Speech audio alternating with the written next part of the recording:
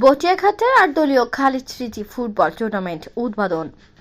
খুলনা জেলার বটিয়াঘাটা উপজেলার সুরখালীতে ৮ দলীয় খালিদ স্মৃতি ফুটবল টুর্নামেন্টের উদ্বোধনী খেলা অনুষ্ঠিত হয়েছে। খালিদ স্মৃতি যুব সংঘ কর্তৃক আয়োজিত শনিবার ১ ডিসেম্বর বিকেলে সুরখালী মাধ্যমিক বিদ্যালয়ের মাঠে খেলা অনুষ্ঠিত হয়। শত শত লোকের উপস্থিতিতে খেলার উদ্বোধনী ম্যাচে অংশগ্রহণ করে দৌলতপুর ফুটবল একাদশ বনাম ফুটবল একাদশ। নির্ধারিত সময়ে হাড্ডাহাড্ডি লড়াইয়ের পরে দৌলতপুর ফুটবল একাদশ ৫-১ গোলে পরাজিত করে ভগবতীপুর ফুটবল একাদশকে। উদ্বোধনী অনুষ্ঠানে অতিথি হিসেবে ছিলেন বিএনপি নেতা সুরখালী বাজার কমিটির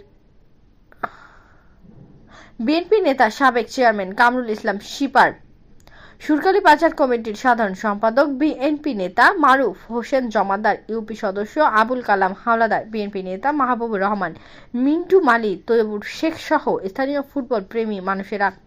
উক্ত ফুটবল খেলার সার্বিক তত্ত্বাবধানে ছিলেন মোহাম্মদ অলিউর রহমান, মোহাম্মদ তারিক টিটু, মোহাম্মদ মনিরুল, মোহাম্মদ রবিউল শেখ।